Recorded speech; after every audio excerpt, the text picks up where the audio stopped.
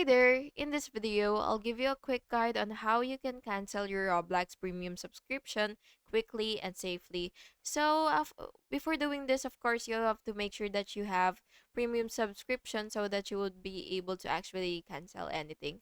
So once you're on your homepage, you will just have to go ahead and click your settings, which is right here on the top right corner of your screen. And now that you're here, you will go ahead and click subscription. And as you can see, I have no running subscriptions. But if you do have your running subscription of premium, what you will have to do is basically just click manage subscription, and then you will just have to click cancel renewal or cancel membership.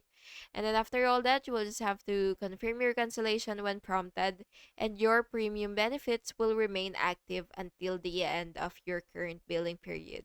And that's basically just it. And I hope this video was helpful. And if it was, please make sure to like and subscribe for more videos like this. Thank you and have an awesome day.